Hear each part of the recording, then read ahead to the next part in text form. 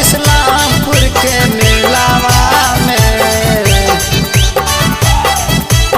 इस्लामपुर के मेलावा में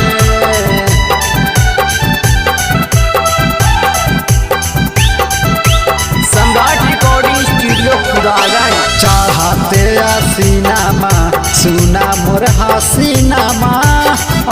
इस्लामपुर के मेलावा में चढ़ाते सीनामा सुना मोर हसीनामा इस्लामपुर के मेलावा में सांझे सांझे करवाई दुर्गा माई के दर्शनमा पूरा करथिन हमनी के अरमाना मागे चढ़ाते सीनामा सुना मोर हसीनामा इस्लामपुर के मेलावा में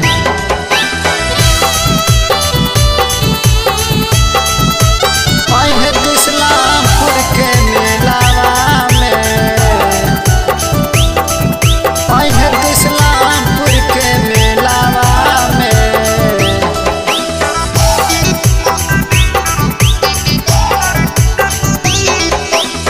तोहरो में बासह जानू हमारो पारान हमागे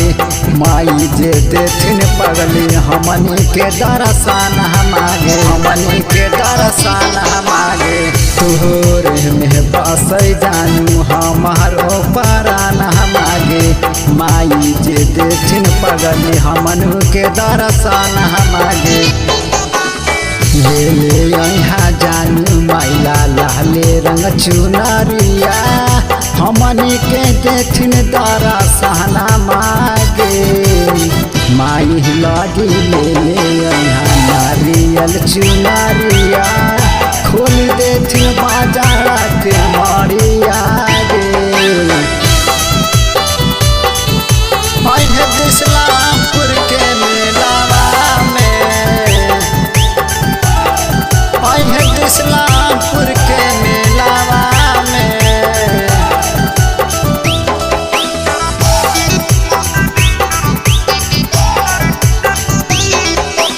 माई से मांगा ही सहा तो जाना महामागे तोरे लाधो बहु जानू माई के चारा ना मांगे के चारा ना मांगे